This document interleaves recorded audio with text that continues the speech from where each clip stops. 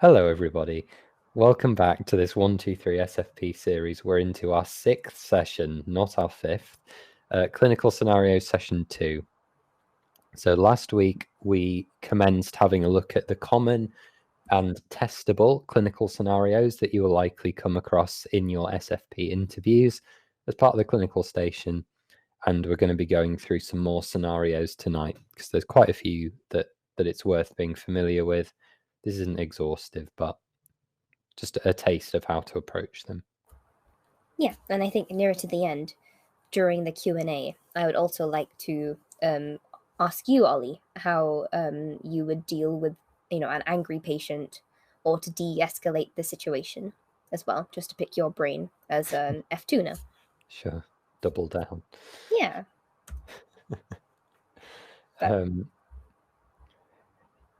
Yeah, so just whenever we're talking about clinical advice, this disclaimer stuff is really important. So as always, the views that we espouse in tonight's presentation and in the series in general are our personal views, or the views of the person speaking, and not the views of the NHS or the trusts that employ us as doctors. And the management guidelines that we talk about are correct as of the most recent edition of Advanced Life Support ALS, or I should say your local trust guidelines, and we'll talk more about that and why they might not be the same.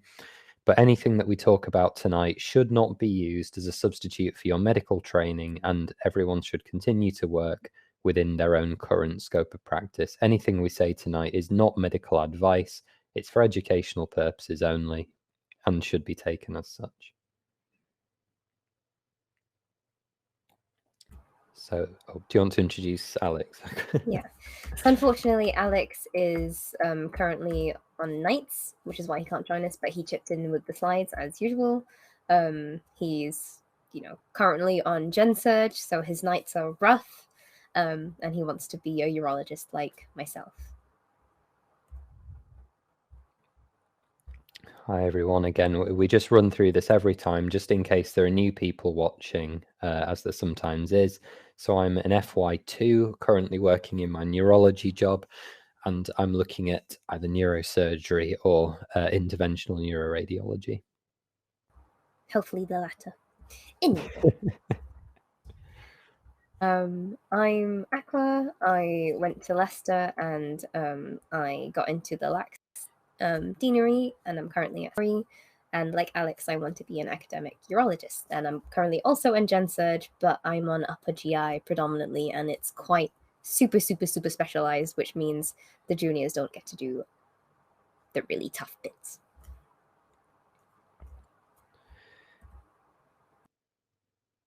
So again, this is just a recap, and some of the slides that show up in a minute will be able to whiz past because you've already seen them. But the point is, as I said, these 2 paired sessions are all about the clinical scenarios. And with these, I just want to highlight to you all that videos on demand are available for all the sessions. We went through and double checked after some of you highlighted that you couldn't see them. So they're on Medall, on demand, and they're also on my YouTube. You've got full access to everything for free. Yeah. And as Ollie said, we already went through this in the first session, but remember, with the clinical station, you'll often get 2 to 3 patient scenarios if London and other deaneries do that, or you'll get one big STEM. And usually you need to prioritize, and this is based on clinical priority. And they can give you unwell patients, or they can give you an ethical dilemma or situation. And when it comes to prioritization, we go into depth on our first session, but just briefly, you know that they want safe and reliable juniors, and you need to think about what will kill the patient first, because that is what they want to see in the juniors. So in general, what they're looking for, and it's something that's quite easily examinable, you can think about it from the examiner's perspective. What is easy for them to just tick, tick, tick? So the most common thing is A is a greater priority than B, because airway is going to kill you before breathing, and then circulation is going to kill you less fast than breathing, etc., etc. And also you need to take into consideration the new score, which may or may not become relevant later today, and clinical trends, because a one-off CRP might not be as useful as, a trend of CRP. And when it comes to ethical situations, they won't have clinical priority, but to really, really show off, you need to get through your clinical stuff so that they can give you a big fat check mark or tick mark to make sure that you are competent and safe, but also that you're going to be caring and compassionate, because these are all GMC tick boxes. And what I expanded on again last week, you need to get your beginning a bit memorized, because this will help you not only for your finals, but also the SFP interview. So just get this to the T, because when I was preparing for my AFP interview, I felt so confident when it came to my OSCEs, because I already had this down and dusted. I had all of the protocols memorized. And most importantly, I had this rehearsed. So the examiners were like, she knows what she wants to do. She knows what to talk about. But yeah, prioritize these patients based on clinical urgency. I acknowledge that there are multiple unwell patients, so therefore I'll first see if I have colleagues to help, blah, blah, blah, blah. Exactly on the slide. And then you need to think about the practicalities, and the practicalities are often you will bleep your nurse colleague, because they're the person who probably notified you, because they're the ones that are by the bedside and they know obviously the patients better than you do, and they'll be the ones bleeping you. And then as soon as you go in, you're going to do your A to E primary assessment, and then you go through the stuff that we'll talk about today. But yeah, keep on doing it. I think I did at least 40 or 50 mock interviews. I kept doing it again and again and again and again. It was so annoying. But yeah, I'll be taking you guys through to the first scenario, and I want some interactivity, and I think Ollie is also going to be manning the chat during this. So let's dive right in, because I want some interaction. You are the FY1 doctor, hopefully an academic FY1 doctor, working on a surgical ward. Mary is an 85-year-old female, admitted following an unwitnessed fall in a care home. She's been eating less and has newly diagnosed dementia. You're called urgently to see the patient, as Mary is now confused and less responsive. What do you think could be happening? Can anybody give me some suggestions? Just from looking at this stem. And remember, you need to give me a couple of differentials, because that's what they're looking for as well, because you can't be so narrow-minded, especially when you're working clinically.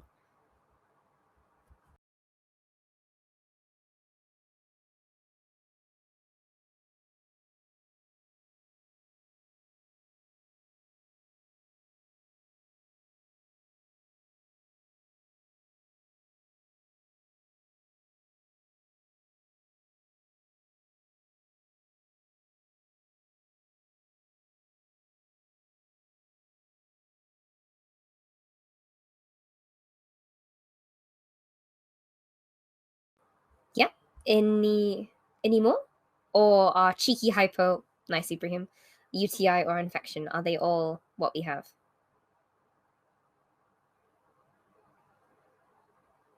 Anything else, maybe? Because she's recently been diagnosed with dementia. What else can cause a patient to be a bit,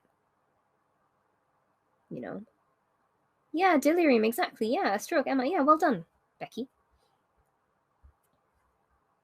And as a pro tip, when it comes to, yeah, well done, yeah, because when it comes to your differentials, if you break it down, like the surgical sieve or something, have a system in place, or go organ by organ, because if you go organ by organ, you can automatically pluck out different things. Because looking at what Becky said, brain, delirium, boom, that's one, definitely. Cardiac, could be an MI. Medications, obviously, that's a bit, different, but yeah. Always come up with a way to just rip out some differentials. So, moving on to our A to E. A. She's using her own airway, however, there is some snoring. I'm not sure that's necessarily worrying. Rest rate is 16, her SATs 94% on room air, no increased work. Heart rate, fine. Capillary refill, also okay. No radial delay. Blood pressure is a bit low, but like you would see that in a little, you know, my grandma was probably going to have something similar. Temperature is normal. There is something perhaps in D then that might be a bit alarming. Abdomen and calves, soft, non-tender. And GCS, the eyes are opening to pain. And unfortunately, she's making incomprehensible sounds. And she is flexing when it comes to the pain. Looking at this, looking at our A to E, what is, I guess, striking?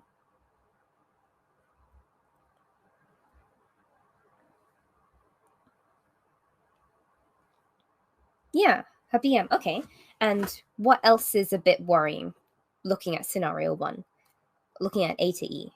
Give me a couple more points other than the BM. Again, that's not, like, trust me, Amanda, when you go to clinical practice, that's going to be, like, that's going to be okay. Yeah, exactly. Snoring and low GCS. Exactly. Yeah. And, well, she's not really responding, is she? Her eyes are only opening to pain, not to voice. So, not the best. We've identified that this is obviously hypoglycemia, perhaps. And we've already talked about the primary concerns. And that's something that you need to audibly, like, announce to your examiner. But when it comes to hypoglycemia, obviously we know that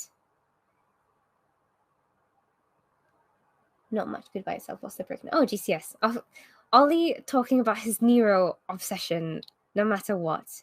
Look, Ollie, if I had the opportunity to talk about testicles, I would, but unfortunately I can't. The only reason why I put it there is that by my reckoning, it's 8. But obviously, like, are you going to intubate this lady? No, I obviously it says like the whole 8, less than 8, like you say that in, you know, a textbook, but in reality you don't do that, especially if it's a reversible easy cause like this. You wouldn't jump to think about intubation. However, it would raise your alarm bells that this is not right. But hypoglycemia, obviously we know that there are tons and tons of causes, and we already spoke about steroids, Addison's disease, potentially. Alcohol will cause increased insulin secretion. And I've actually never heard of beta cell hyperplasia, but when it came to, making these slides, that's when it came up. But yeah, always think about what can be causing it. Now let's move on to risk factors for hypoglycemia. Can anybody give me some risk factors? Let's go for at least 2 or 3.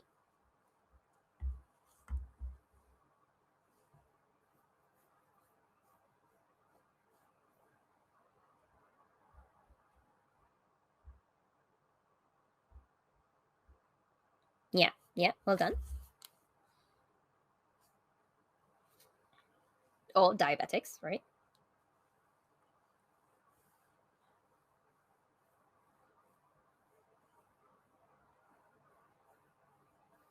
Yeah, I can give you that. How would you say that in a more medical way, Amanda?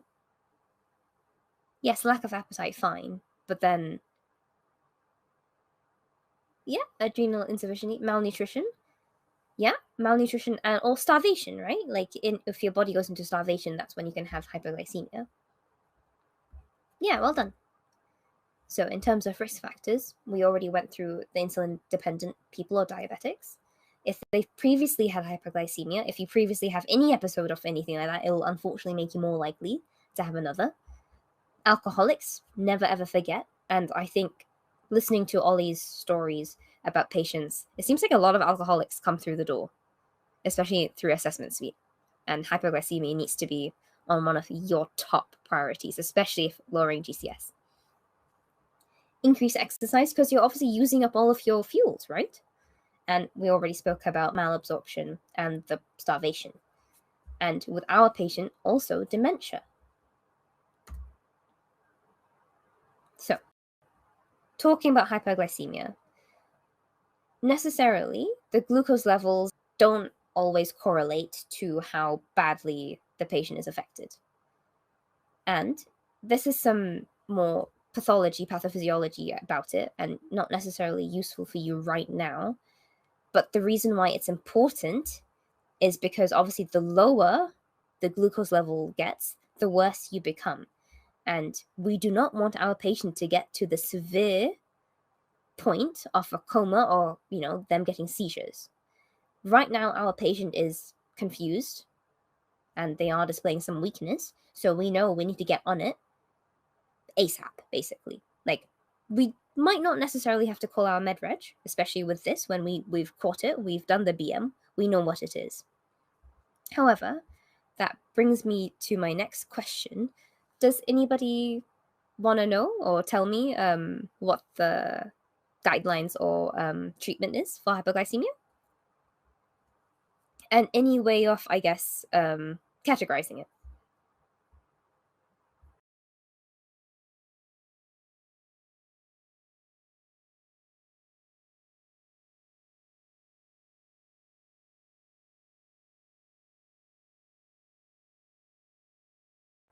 Yeah, well done. Yeah, exactly. So that's one. Anything else?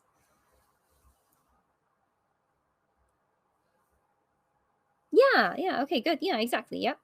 So we're using the AVPU or ACAVPU. I think they've snuck in a C now with your silly neuro people, Ollie and gross. Yeah, okay. So can anybody list the drugs that we use for hypoglycemia? So we've got glucose. Anything else that we can use? IV glucose, we've already mentioned that. What are the other tools that we use?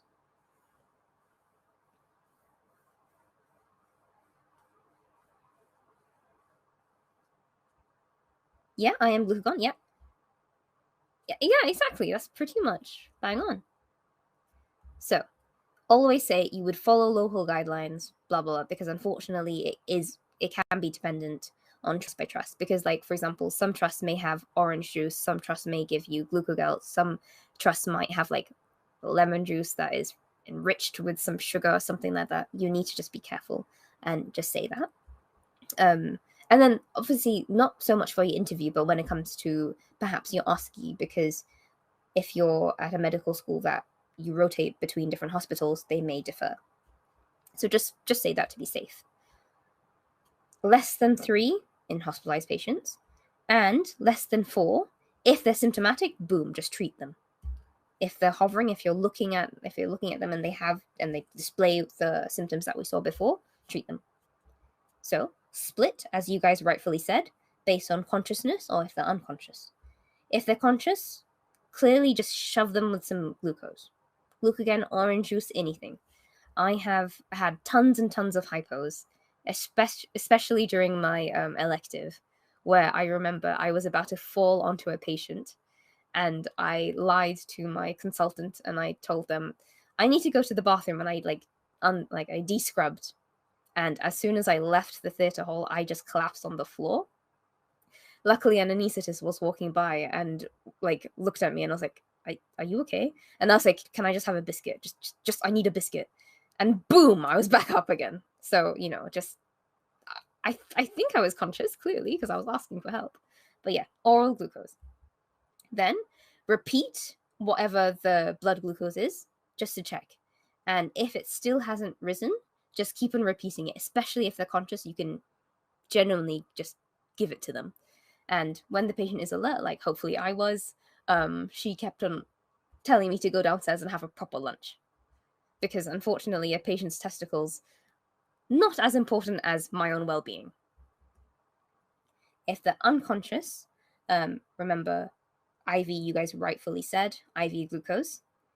If IV access can't be established, provide them with IM or subcut glucagon. That should be all okay. But there are some pointers that this may be more relevant for your OSCE rather than your interview, because this might be obviously tough to pick out in that setting when you only have 10 minutes to talk about a patient. But for your OSCEs, remember, if you're making a patient go nil by mouth without an appropriate plan, they might fall into hypoglycemia. If you haven't thought about them, what can happen to them after the night or after the operation? What then? If you've got their insulin units wrong, that they can fall into hypoglycemia again. But again, your pharmacist should have your back when it comes to real clinical practice. And unfortunately, nowadays, because we're becoming more and more health conscious, there's also sugar-free juices, which clearly won't help us in this scenario. But yeah, that is basically hypoglycemia in a nutshell. I'd like to hand it over to Ollie now for the second case. Hello. Thank you very much. I can't remember what the second case is, so I'm gonna I'll be working along with you as we go through. So in the second scenario, I'm going to try and just speed things up a little. So we've got 3 cases to get through in just over half an hour. So you're an F1 doctor working in the medical admissions unit, MAU.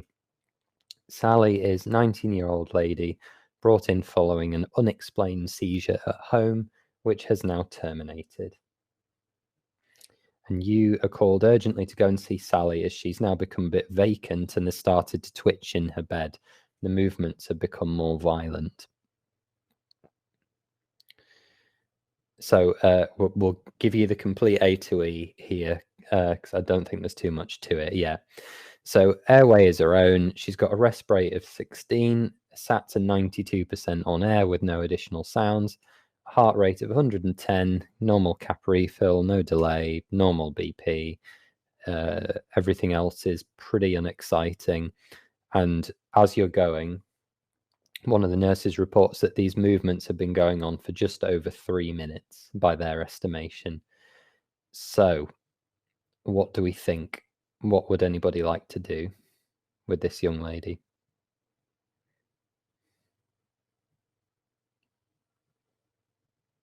Anything jumping out at you from the history? Any rapid intervention that you would like to make? Yeah, Amanda said make sure that the patient is safe and the airway is open. Ibrahim has suggested another seizure. Not sure what the cause is, but we need to terminate it. Yeah. Yeah, those two are really, really important things. And the one that Amanda said about making sure the patient is safe, that is when it comes to seizures and managing them is basically point 1 in your action plan before you do almost anything else. And this case actually isn't very long because there's not a lot to say about it. The only issue is basically the seizure. Her observations, other than being a little bit hypoxic and a bit tachycardic, there's not a lot going on. So if we move on, Aqua, to the next one. Yeah, exactly, Amanda. I mean, you've kind of pipped me to it there, where it's fairly obvious what this case is about, but we're just going to talk a little bit about seizures and status epilepticus, because that's the thing that you're worried about. So I think it's always important, as we've said before, to go back to basics, just as Aqua's just done with the hypoglycemia case. Everything is about the anatomy and physiology and the pathophysiology, and we're doctors and that's what we do. So a seizure is a sudden uncontrolled burst of electrical activity in the brain. Most convulsive seizures last no more than 2 to 3 minutes, which self-terminate, and that's a feature of these seizures. Amanda has very correctly said status epilepticus.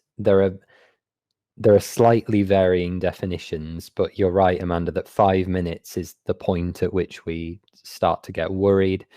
But what status epilepticus refers to basically is this electrical seizure activity that fails or refuses to self-terminate when it normally would. And when we've got someone seizing in front of us, it would be very difficult to tell apart whether this is due to discrete episodes of convulsion that are going on without recovery of consciousness in between, or one single episode of continuous seizure activity, because they would look, as I'm sure you can imagine, extremely similar. Without an EEG or something on them, we wouldn't be able to tell. So any convulsive seizure, that we see in front of us lasting 5 minutes or more without recovery in between episodes should be treated as status epilepticus, because we don't know what's going on, so we assume that it's continuous. In fact, if it's going to stay stable here, what would anybody like to do in terms of managing this young lady's seizure? Amanda's already kind of said make the patient safe, and that is absolutely correct. There's a few more things that we then need to do. So that's things like padded bed rails, if you have them, blankets around them, removing any nearby objects that they might bash themselves on, putting them in a semi-prone position. For those, if you're not familiar with that term, it means basically the recovery position. So on their side, almost prone, one leg under the other, with their head down to prevent aspiration of vomit or any other secretion.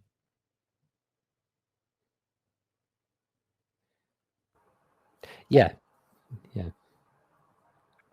Well done, Ibrahim. So help from a colleague, really good. And that's a good point in general for these scenarios. I don't know what Aqua thinks, but I would argue that in these scenarios, it's never too soon to call for help. Like, there's no real penalty for doing so, especially in the real world. Like, you call for help as soon as you need help. Yeah, and if anything, people will flock to you anyway. If you're during the daytime. In the night, not so much.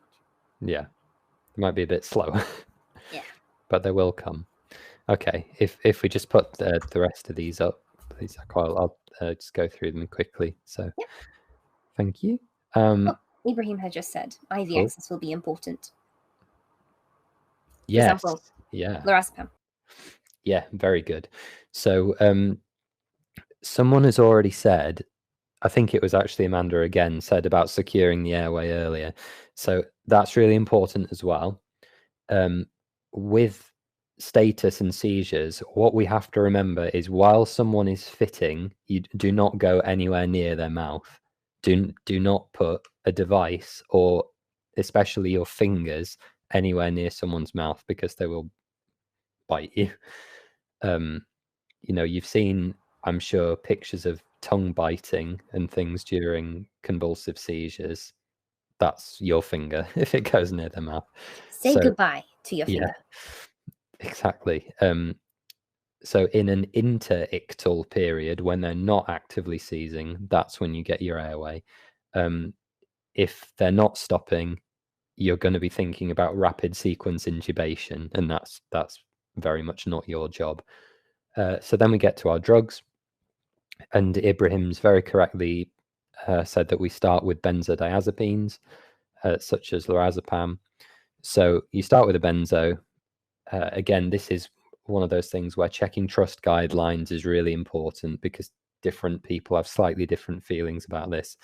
The one that I was reading was 2 doses 10 minutes apart, but those values will differ. So a benzo such as Loraz, Midaz. Midaz, Diaz, I think, there's buccal and rectal formulations. Whatever you can get into them, basically, is what you give. A hydantoin, which is something like phenytoin, as your second line. And then if neither of those work, you're into refractory status, basically, or resistant status, and you're then thinking about your third line drugs, ketamines, barbiturates, Keppra. So that's things like phenobarbital and levetiracetam, which is Keppra. All of these anticonvulsive agents, basically. Again, these are very much MedReg senior level, like not our decision whatsoever. Yeah, and that's why point 4 is help, because especially by that point, if someone's in status, by the time they get into status, ITU should already know about them. Because again, rapid sequence intubation, ITU. So I would say as soon as you realize someone is in status, if you've not already called for help by that point, you're calling for help. And then someone said earlier that we don't know the cause at this point because it's very easy to get kind of whipped up with epilepsy and epileptic seizures. As we are right now, you'll notice that I've given you basically no description of what the seizure actually looks like. We have no idea what is causing this seizure. So we need to be thinking about electrolyte imbalances. I've seen enough seizures caused by hyponatremia to be very aware of that. Hypoglycemia, again, can cause seizures, as Aqua said last time, and think about things like delirium tremens as well, and withdrawing alcoholics. There are lots of causes. If people are encephalopathic, there's kind of so many things. So stabilize them. And then just before we move on to case number 3, seizures, especially when you're a new F1, you're called to deal with them, they look really scary. Again, I don't know how Aqua feels, but I think when you're not used to dealing with emergencies, seizures look scarier than other kinds of emergency because there's so much activity. But that's okay. You know, they look scary for a reason. And actually, the protocol for managing seizures is really simple. You give them drugs until they stop seizing, or they go to ITU. The nursing team, especially if you work in an environment like ED or an assessment unit, or especially a neurology ward, the nurses deal with this all the time. They will hold your hand through it. And again, I think Ibrahim said before, IV access for rescue medication, which if you've got even the slightest whiff that someone has seized before, or you think they might, get your cannula in advance and get it bandaged down, so that you don't lose it when they become ictal, and then you can get your lorazepam in. And maybe just even having a team discussion about it before, saying, we know this person has seized before, they're at high risk of doing it again, cannula now, meds prescribed and ready, and then it's much easier to deal with. I think that's the end of case 2.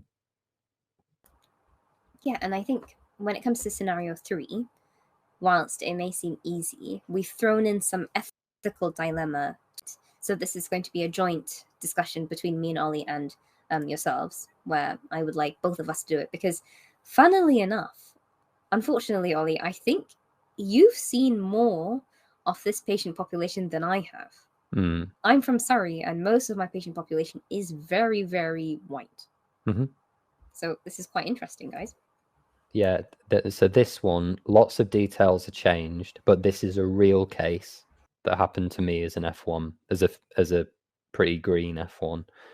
And it's one that's really stuck with me, actually, which is why I think it's quite interesting. So I'll let Aqua lead it and come when I'm invited.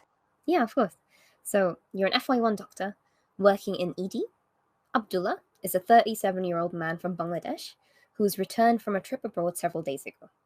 He doesn't speak English, and your colleague is organizing a translator. You notice that Abdullah looks extremely unwell and is sweating, so you need to go review him quickly. Let's quickly go through our ATE. A, airway, he's maintaining his own, no signs of distress. Respirate is 24, SATs 91%, no additional sounds though. You see that his heart rate, he's slightly tachy.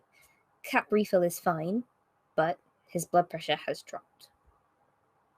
Looking at his temperature, it's clearly up. His BM is down. And unfortunately, he's got some abdominal tenderness and bruising both flanks, though his calves are okay. Oh, Ollie, I think that's from the previous case. Sorry, ignore that. That's a typo. Yeah, ignore that one. That's fine. His normal movements have been going on for 3 minutes. Yeah, like he's fine. But it's more A to E is exactly what's happening.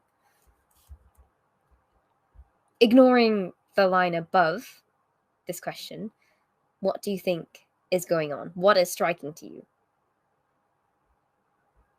already? Give me at least 5 points. Yeah. This is one where participation, guys, would be really good, because this is real medicine. Like, this is what happens. And we cannot stress that you will see this all the time. Yeah, okay, so sepsis, shock, temperature, tachycardia, tachypnea, distress, hypotension. Yeah, what else? What else can we see?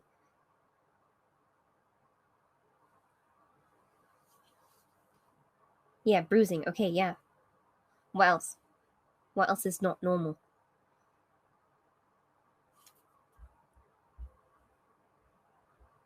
Yeah, splenic rupture, kidney, low sats, tender abdominal.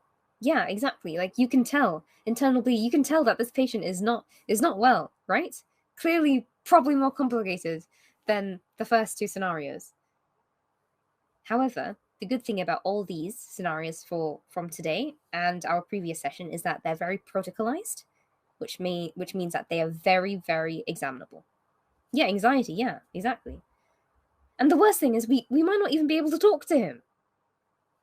That complicates things so much more. Though, well, Ollie couldn't talk to him. I'm from Bangladesh, so I can speak You can his speak language. Bangla. Exactly, man. But yeah. So, moving on. You guys are bang on. Before we continue, let's talk about these different points. Ollie, what would you do if you can't really gain consent from this patient because of the language barrier? What would you do? So, the first thing that you should do in any scenario where you don't know what to do is ask for senior help. And that basically is going to be the basis of everything that you do here. I say this is real. This happened. So you've got someone who is pretty unwell based on everything. We've all agreed that they're unwell.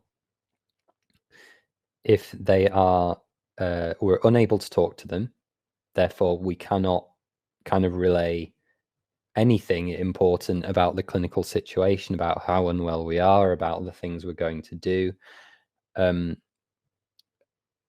My position would be, and again, I'll ask Aqua what she thinks, but my position would be therefore that you essentially have to proceed in best interests. You have an ethical duty to help someone who is unwell. And they may be too unwell to even if they were able to speak English, then you may not be able to have much of a conversation with them if they're in extremis. So this is a situation where I would argue, and this is ultimately what we did, the risk to life and limb is greater than not doing, is not doing anything is worse than doing something, even in a not perfect scenario. Yeah, so you've already listed some key buzzwords that we need to say in our interviews and exams. Best interest, regardless of the language barrier, you need to get on this because you've identified that this is an urgent clinical priority, right from the get-go. You need to gain some senior advice. Again, you will get brownie points for saying that.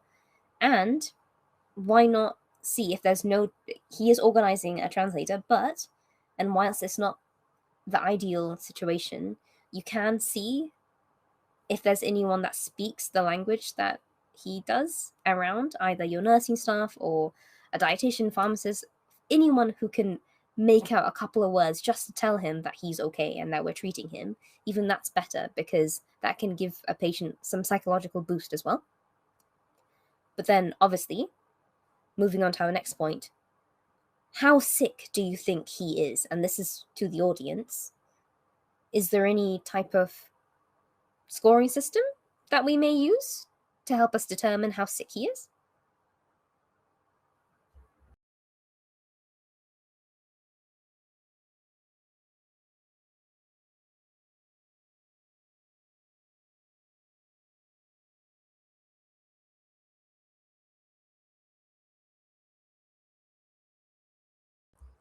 Okay, Amanda, I get that Q sofa is a thing, okay? And you'll look so good when you say that.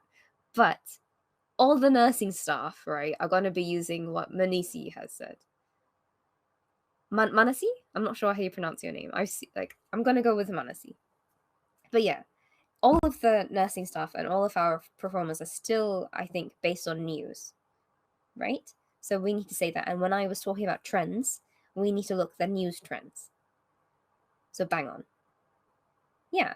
So if you remember his observations from earlier, what do you think he'd be scoring?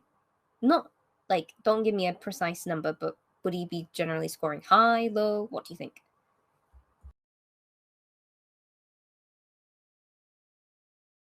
Exactly, Ibrahim, through the roof. Like, my man is, Abdullah is sick. Exactly. He's a septic boy. He's very septic, yes. And now, Ollie, I'd like to bring it back to you. Yeah. Concerning conditions, what did this look like for you? Yeah, exactly. More than 4, Manisi, yeah.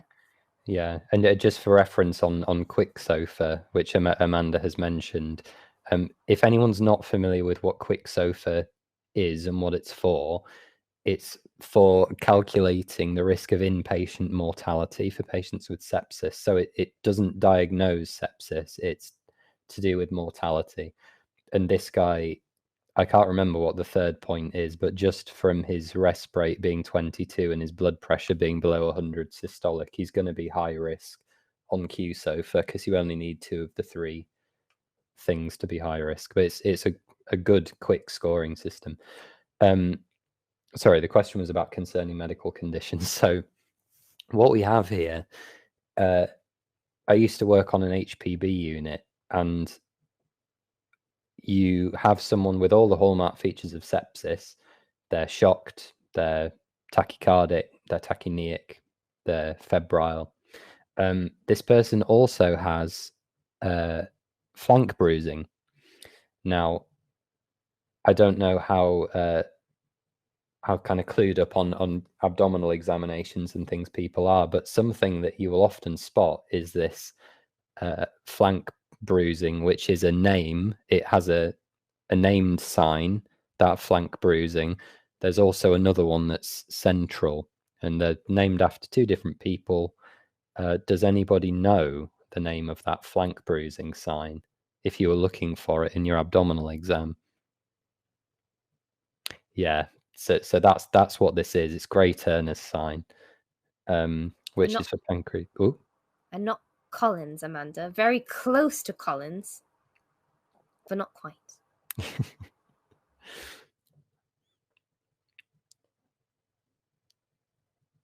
Collins sign, yeah, well done. Yeah, I always think about the vampire, always. Yeah, and this is so what it is: retroperitoneal bleeding secondary to pancreatitis. And pancreatitis is really hard because anyone with pancreatitis looks like they're septic all the time. Like you've got to kind of manage the sepsis, but they may just have pancreatitis. But anyway, let's get on to actually thinking about sepsis, which is on the next slide. Do you want to go through this, Aqua? You can. Okay. So I think there is a lot of value in knowing this system. I don't know how other people feel, but this is the language of places like ITU. And if you're going to use these terms, basically, you need to know what they mean specifically. So we start with SIRS, which is Systemic Inflammatory Response Syndrome, not specific for infection, but just basically signs that something is a bit wrong, that there's an inflammatory response. It could be tachypneic, febrile, or hypothermic, tachycardic, or shocked. So looking for an elevated heart rate, a high or a low temperature, tachypneic, as well as a leukocytosis or equally a leukopenia, especially if you're looking out for things like neutropenic sepsis as well. That would be a big red flag. So then to get from SIRS to sepsis, you need a known or suspected infection. So this is one of those things where you're thinking, could it be sepsis? Well, it could be, but without a good reason to think this person has an infection, then no, by definition, it's not sepsis. Severe sepsis is then your diagnosed sepsis, which is SIRS plus the infection, with additional evidence of end organ dysfunction. Then septic shock is refractory hypotension with sepsis. We've used the word refractory twice tonight, both here and with status epilepticus. Refractory means it doesn't respond to treatment. And we actually talked about it in our anaphylaxis talk last time. So refractory hypotension despite continued fluid boluses, their blood pressure is not coming up.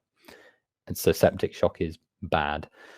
And then this last one that I think we often miss off the end, multiple organ dysfunction syndrome or MODS, which is essentially the same as severe sepsis with your end organ dysfunction, but it's evidence of 2 or more organs in failure. So it's kind of, if this is happening outside ITU, then they should be in ITU. So that's the table to know. Yeah, and I think MODS, you're very correct. I think we forget about it after severe and septic shock. I don't think we really appreciate the involvement that ITU needs when it comes to organ support. But yeah, no. When it comes to treatment, can anybody tell me how we treat it? Finals, and trust me, you will be doing this every single day, especially if you're like on your emergency assessment unit or assessments, you're one of those type of rotations, or ED, for example. Ibrahim, it's like you had that like ready and loaded. Yeah, broad spec antibiotics, fluids, O2 therapy, fine. Yes, you did, didn't you? Don't even lie.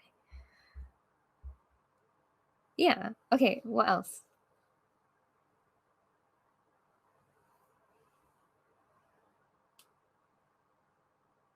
Yeah. Ollie, some places don't use TAS. Some places use meropenem. I just refuse to believe Sweet it. M, Ollie, sweet M. This person seems tazocin deficient. We'd better get them. Load them up. Yeah, no, So Leicester, apparently, you need to give ITU a heads up, especially if they're requiring organ support, you need to let them know. Yeah, and there is another team that we can also let know that will be absolutely essential here. Does anybody know the name of that team? They're kind of like an interim between, well, us and ITU.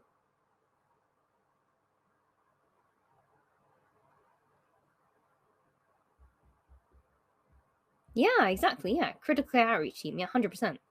They'll do the ABG. They'll do everything for us, and they can really dictate and let us know, do we need ITU, or they can really help us. But again, very important for us to say during an OSCE and also an interview, especially when it comes to a septic patient, because the patient that they give you may not obviously go into MODS, but they can certainly drift into like the septic shock or the severe sepsis picture.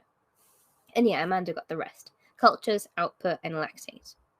So I remember as 3 out and 3 in. And yes, when it comes to urine output, doesn't necessarily need to be a catheter, but probably needs a good eye on your nursing staff to tell you an accurate measurement. And when it comes to lactate, you don't necessarily need to get an ABG all the time. You can also get it from a VBG, especially, for example, if the sepsis is probably not from your chest and most likely an abdomen. You can opt for a VBG. At least I know I've done some to get the lactate, and you do not understand how reassured I am when I get a lactate that's like less than 1. I'm like, yes, don't need to deal with it. Yeah, and then 3 in, obviously, oxygen, fluids, antibiotics. When it comes to oxygen, what should we give a very an acutely unwell patient? What do you have to say naturally that needs to come to you? Yeah, there's a really specific trigger phrase You need to say it. Is correct for your interview. It's correct for OSCEs. It's the But same not, for ALS. Yeah, exactly, but probably not all the time in real life, because CCOT will probably be like, it's not really that indicated. But every other setting it is. Does anybody want to tell us the magic words?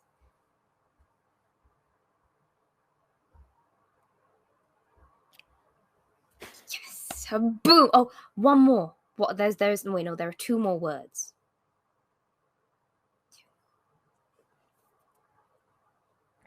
And the first word is the opposite of low. And the second word starts with F. Yeah. Yes, exactly. So 15-liter high flow oxygen delivered via non-rebreather mask. Boom. That's what you say. Even when it comes to a COPD patient, it doesn't matter, because you need to fix the deterioration before anything else. Okay, good. Cool. So that, yeah, sepsis is bread and butter medicine. It's probably, in terms of medical emergencies, it probably is the most common thing that you will manage as an F1. Now, just a brief 60-second window to talk about the Dunning-Kruger effect and the dangers of confidence here. Everything that is in the Sepsis 6 bundle, you are more than capable of doing as an F1. Like on your first day of F1, it's the thing that you'll know back to front, because it's the thing that we're taught more than anything else, because it's one of the biggest causes of mortality. Just follow the protocol. You don't have to do anything weird and wonderful. However, this is something that I would equally advise as you go into practice and as you become F1s. Always make your seniors aware that one of your patients is septic. Do not think, this is fine, I can do this myself, as a hotshot F1, because sepsis is still extremely dangerous and people can decompensate. Even if you've seen them and you think they look quite well, it doesn't take much to knock these people off. So never become complacent. Make sure you do everything quickly, and make sure that a senior is involved that has more clinical experience than you do, because as a newly minted F1, and myself as an SHO now, the thing that we have to remember is we are the most junior members of the team and have not dialed in our clinical eye yet that you normally build over the course of a career. Our seniors have that more than we do. So it's about knowing your own limits and recognizing what you don't know and what you don't have the ability to see. It doesn't make you a worse F1 because you ask for help. For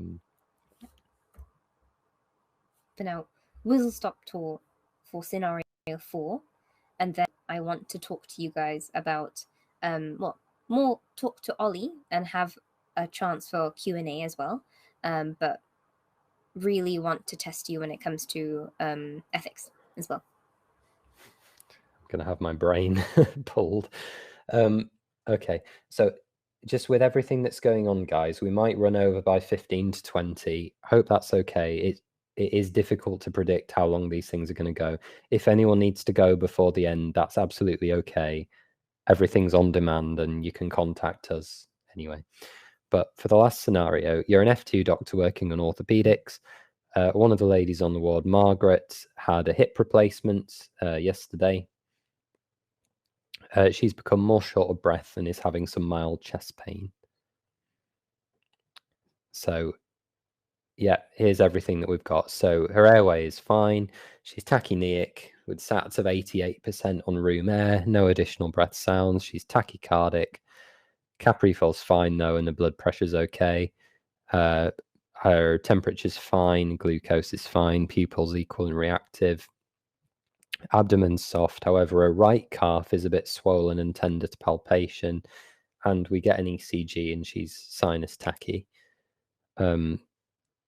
So yeah, just really quickly, what do you think might be going on? And don't just give one diagnosis here. If you can, I'd like 2 or 3. There'll be one that you think it is, but it's as important to be able to tell me what you think it's not as what you think it is, as is much of the game in medicine. And for a word of warning, I guess, there was a patient that we had who had a chest operation. Basically, it involved a diaphragmatic hernia. So when this patient was complaining of chest pain, the first reg thought it was just related to her surgery. Another reg then later in the day thought that it was possibly like a pneumothorax. And funnily enough, they both kind of forgot that this particular disease could be a thing, which is why it's so important. We need to stay cognizant of differentials. But yeah, DVT, infection, sepsis, PE, all from Amanda. Yeah, because this person actually hits our SIRS criteria, don't they? Even though they're afebrile, they're still scoring off their tachycardic, tachypneic. That by itself is enough to get you thinking, is this sepsis? They're clearly not super sick, but they need looked at, don't they? Cool. So, Amanda, you've got there the 2 kind of things that would jump off the page here at you, which, if we go to the next slide, please. Yeah, exactly. So we're thinking about DVTs and PEs here. This lady, old lady, that's got a massive risk factor in the form of a recent major surgery and now being immobile. This is, when it comes to PEs, I think the thing that it's the thing that everyone knows is important, but also everyone gets wrong, I think, when you're learning it as a med student, is what the Wells score is for. The Wells score is used to basically delineate your management. So we've got here on the right-hand side, the Wells score. You go through this for each of your patients that you suspect may have a PE. And this is the key thing. With a Wells score of 4 or more, and the Wells score is based on signs and symptoms of PE, 4 or more, you get a CTPA. Like, you don't mess around. Get a chest x-ray if you want, but CTPA.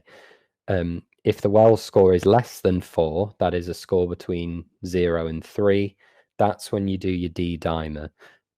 The problem, as you all know with D-dimer, is it is incredibly sensitive and incredibly non-specific.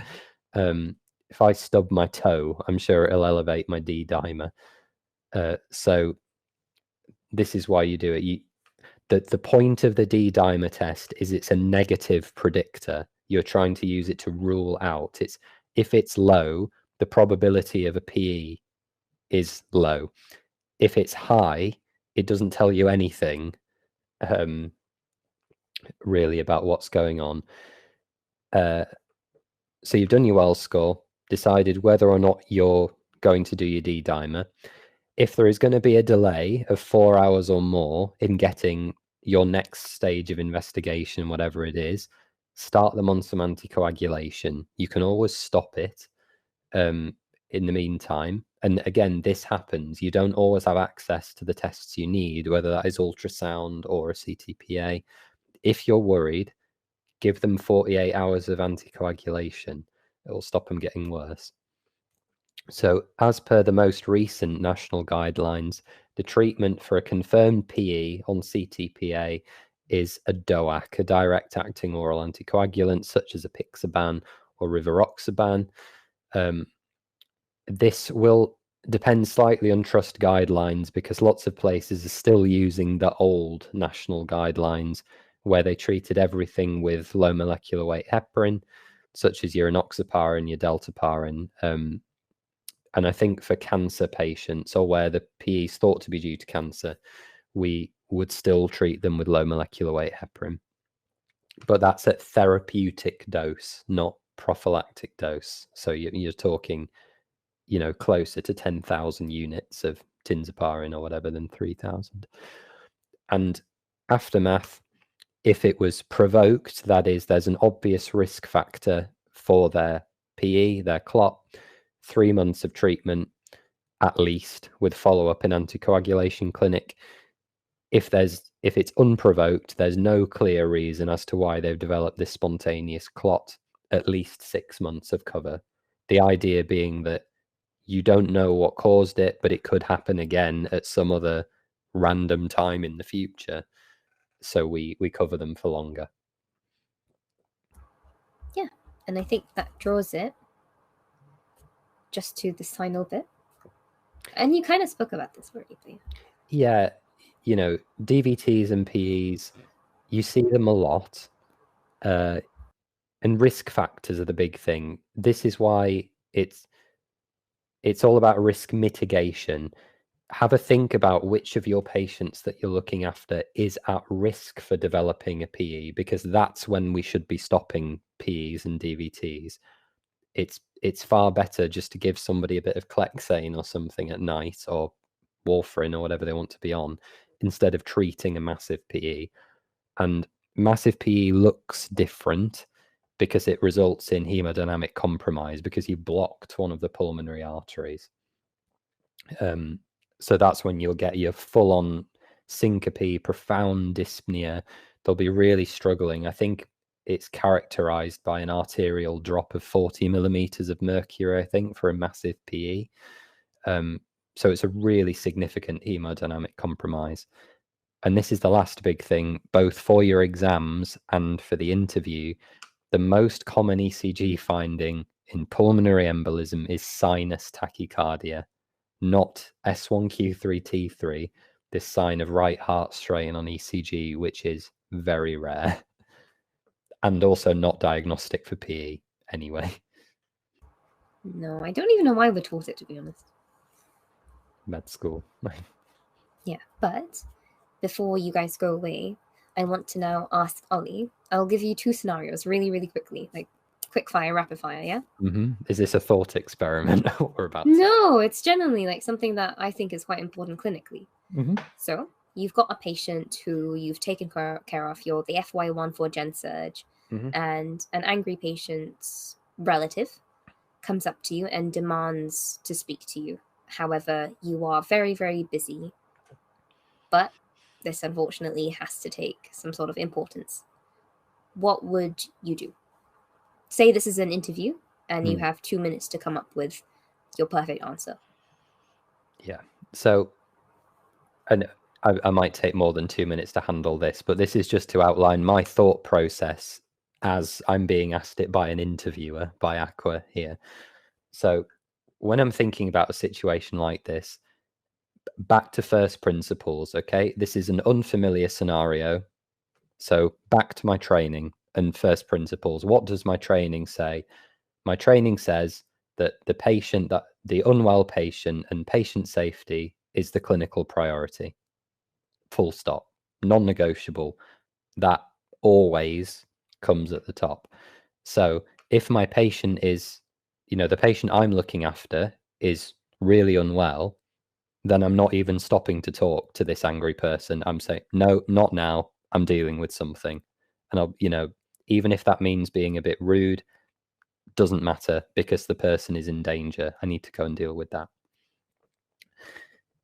If I've got the liberty of having a slightly less sick patient where I can actually take 10, 15 seconds to speak, I might say something like, I'm really sorry, I can't speak to you right now. I'm busy looking after an unwell patient. What I could either do, I've got a couple of things I could do. Say, would you like to speak to one of my nursing colleagues? If one of them is free, if they've been looking after your relative, then they're better equipped to talk to you than me anyway, depending on what the question is. I might see if one of the other doctors is more free to come and speak to you if you definitely want to see a doctor. Or I might say, I'm happy to come back and speak to you once I've finished sorting out this unwell patient. And I think that all 3 of those are very reasonable. It depends on the particular situation. But patient safety first. You can be polite but firm as well. You don't have to be rude. Say, I'm sorry. I know it's not ideal, but I'm busy. I need to go and deal with this. You can either speak to one of my colleagues, whether that is a doctor or a nurse, or somebody else who would be suitable, or I'll come back and speak to you when I'm free. I can't tell you how long that will be, but if you wait around, I'll come back and speak to you. Yeah. And then once you have some more time, you need to make sure, and these are things that you need to mention in your interview, that you want to familiarize yourself with the patient. So you're going to read the notes, especially if you haven't really seen them before, so that when you're giving the angry relative, information, it is the most up-to-date and most accurate. And obviously you want to de-escalate it, because sometimes they're angry because they're just not put in the loop, because I think most of our situations and problems come from communication. Yeah. So de-escalating, not necessarily apologizing, but you can apologize for the scenario that they're in, for sure. And I think the best thing that you can do is making sure that you know about the patient, so that when you do talk to the relative, it's all, you're all fighting for the same cause. Clearly, it might not be your first priority, but once it is, because it has to, especially in this interview setting, you're going to make sure that you know everything about that patient, because that is what that relative cares about. And then, I guess in the similar vein, Ollie, asking you again, if I were, let's say you and me, yeah? Okay.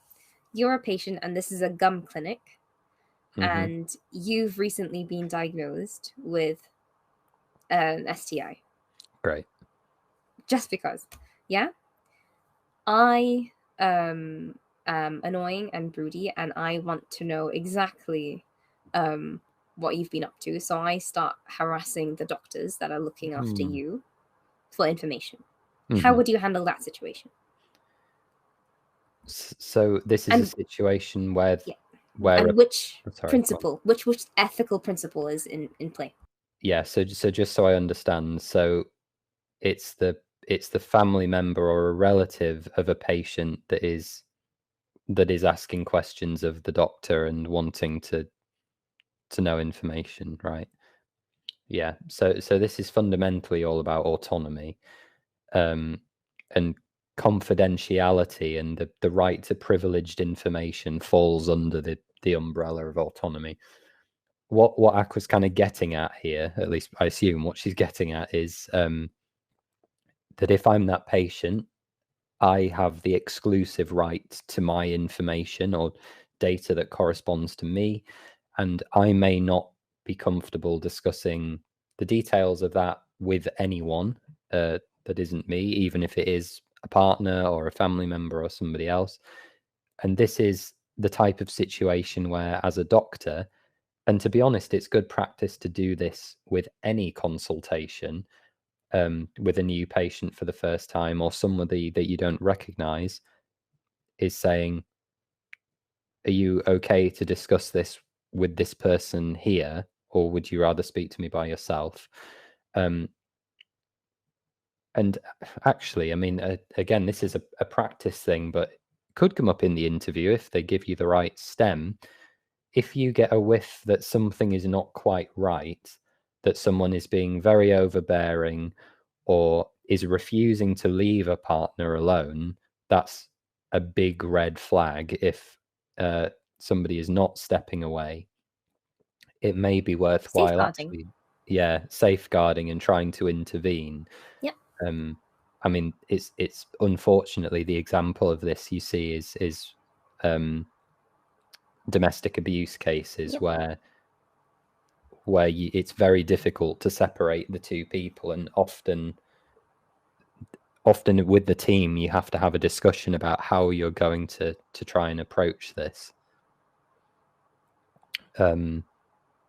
Or it might be things like, if a parent is in with a child, or especially with a child that's approaching like the Gillick age, where they're starting to develop more of their own capacity, you can again take the opportunity to say, do you actually, would you rather discuss this by yourself, or approaching them when their parent or relative isn't there and saying, how would you like us to handle this?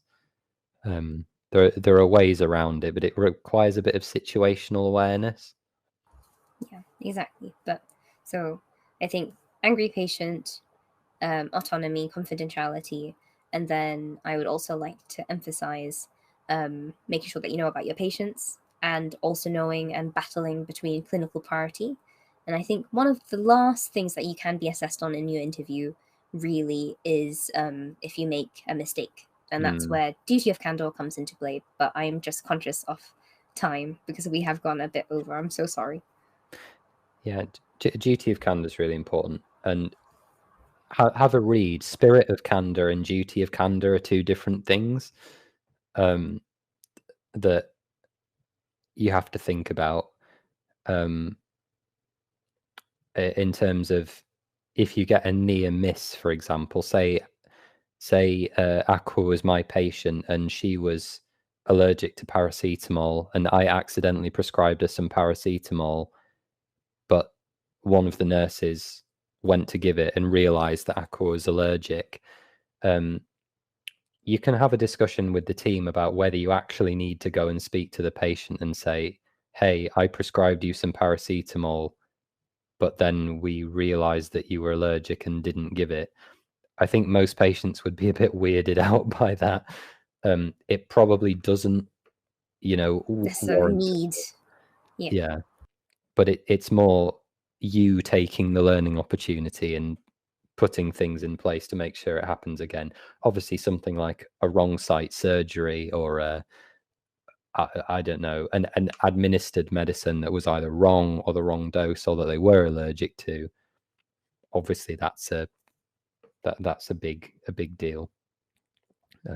Seek senior advice if anything like that happens. Yeah. So safeguarding, duty of candor, spirit of candor, confidentiality, escalating to seniors. What else did we go through? Safeguarding. I'm trying to think what else. And angry patients. That's pretty much all that you can get when it comes to your clinical priority. And when it comes to confidentiality, they will also. London likes to do this. They like to throw in a policeman, barrages in and demands to get some information, and then you need to respectfully be like, sorry, my I owe it to my patient. However, in the best interest of the public, I need to give this information. So it's all about you mentioning that to show that you understand the ethical principles that are involved, really. Yeah, cool. But yeah, no, that draws us, I guess, to an end. Sorry for going a bit over. If you can please give us some feedback. Oh, and we only need one person, I think, to watch. Oh no, we're done. Oh, is it done? Yeah. Oh, the video is on demand to be nominated for the Exceptional Educator Award, which would be really helpful. I hope you guys have been enjoying this. Yes, and before, obviously, please do the feedback, but do we have any questions from anyone? Thank you for being so conversant tonight, guys. It really does make a big difference to these asynchronous sessions. And we appreciate your time. Thanks. Shout out to Amanda, Becky, and Ibrahim. I think you guys have been smashing. When should we expect interviews roughly? That's how you pronounce your name. Which deaneries? Yeah, it varies massively. Some of them last year were interviewing Jan. Yeah, until literally the week before the deadline. Yeah. So I think it depends how on it the particular deanery is. London sent out their invites, haven't they? Yeah. I think now. Yeah, yesterday. And 7 has as well, actually. I think I saw that. Yeah, 7 Cambridge and KSS. So KSS, I don't think KSS. They will be November, December. I think mostly December. Have you applied to 3 schools somehow? I think he's asking on behalf of his mates. He has to be. Yeah. Unless it's different. Yeah. See. Yeah. Duh. It's like something smells. No, obviously. So KSS and Wessex together now. Pretty sure November, December. Cambridge, I remember. Oh, you had your 7. When was your 7 one? My 7 one was before my northern one, but I think the invites went out around the same time. But when was the interview? Oh, I want to say end of November. That makes sense. I can't remember, unfortunately. It's been 2 cycles now, so I'm... Oh, true. Mine's like, I remember, like, it was yesterday. Do you know when the invites roughly come out? 7, so apparently they've already started. 7's out already, as is London. Yeah, London 7. I'm not sure if... actually, one of my mates has already heard from KSS and Wessex. So maybe they're, like, doing it, they're drip by drip. Yeah, it's important to highlight, like, just like with medical school admissions, it's a fluid process. So apart from things London. can change, apart from London, which is its own... Which is just whatever, it's like thing. All 250, whatever it is. Yeah. But you know, sometimes, because it's usually just one person sat in an office sending out all of the invites. So things can get missed or things may change. So don't get disheartened if it doesn't come all at once. Yeah, and Cambridge, I'm trying to remember. They weren't January or December. I think they were late November / early December. I don't think any of them are January. I think West Midlands is Jan, as far as I know. Seeing if my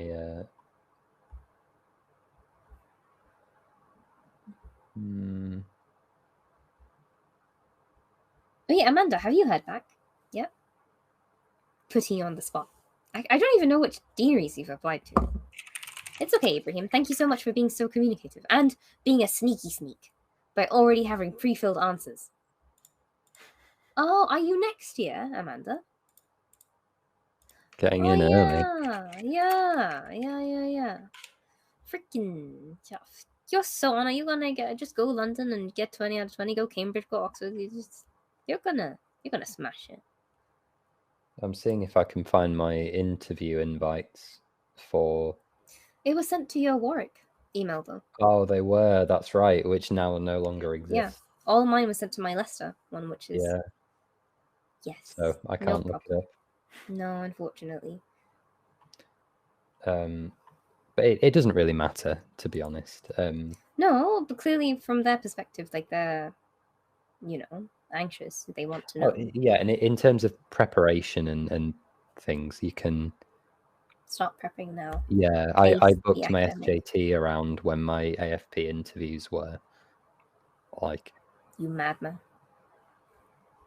I remember I was the very, very last interview slot for Northern AFP, like the last slot of the last day. And they loved you. It worked out. That's where I ended up. It worked out. Whatever. But yes, no. Guys, please. I know, literally.